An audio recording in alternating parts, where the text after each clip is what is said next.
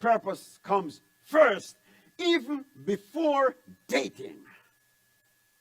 There are some, for example, they have been in the church for years, and then they become unequally yoked together with an unbeliever. Can I talk about that tonight?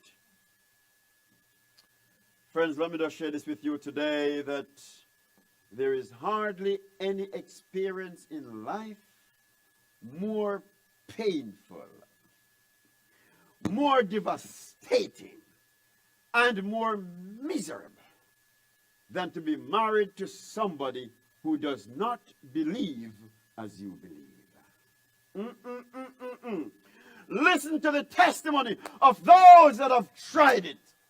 Rivers of tears, acres of heartaches, mountains of problems have been their experience. I say to you, friends, find your purpose before you seek a mate.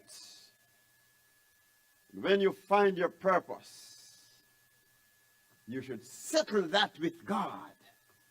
And then God will impress you with what he wants you to have. Amen. Another thing I want to say to young people who might be watching this broadcast, and I want to share something else with you.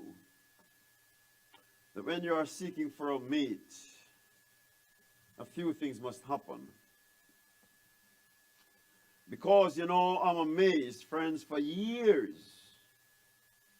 many of us have not been taught these things. And because of that, we have made a shipwreck of our lives, left, right, and center. For nobody taught us how to do relationships. You know how the average person does relationship? This is how they do relationship. They meet somebody, and they say, I like you. So let's hook up and see where it takes us. That's how 99% do relationship. I like you, I think we can have life together. Let's try it. Friends, in doing relationship, there is no trial and error. Is that clear? No, it's not trial and error. You don't wish it work, no. You can enter marriage with a calm assurance that by God's grace, this will emerge a success story. And let me tell you how you start, friends, in doing this. First of all, you find your purpose in God. And then you do what we call insightful thinking. Insightful, inward. Sight, look. You look inward. And you do an assessment of yourself. And you ask yourself the question, what make me happy? Start with you. Always start with you. What make me happy? Okay? Insightful thinking. What make me happy? And you write it down on a piece of paper if you need to. And then you say, well, this is what make me happy. Number one, I want somebody that I can trust. You put together some pointers. I want somebody that I can trust, number one. Because if I can't trust him, then it will work. When you do that, watch this now.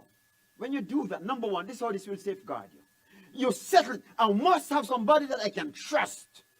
And you don't swerve to the left or to the right. You hold to that standard with your life. This is how you'll escape. This is what you'll escape now.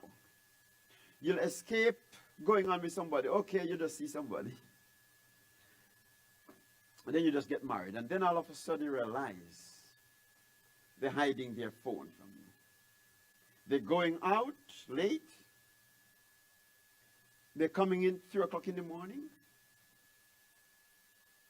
And then you start to quarrel. Hey, I'm married now to you, and you're doing this to me. What happened to you? No. You would have assessed that before marriage. Based on your standard, I need somebody that I can trust. then before you get married, while you're dating, you check out their lifestyle.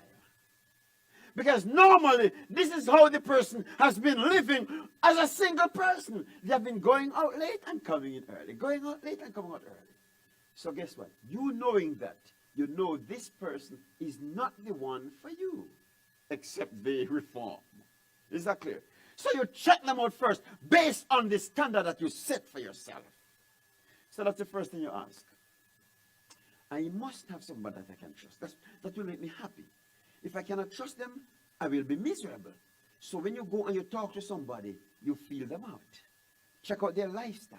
That's number one. Number two, you say, well, I must have somebody that I can worship with. Is that clear? I must have somebody that I can go to church with. I can call them in the morning and say, come, let's have family worship. That's a standard I set. Okay? Insightful thinking here. And having set this standard, I cannot depart from it.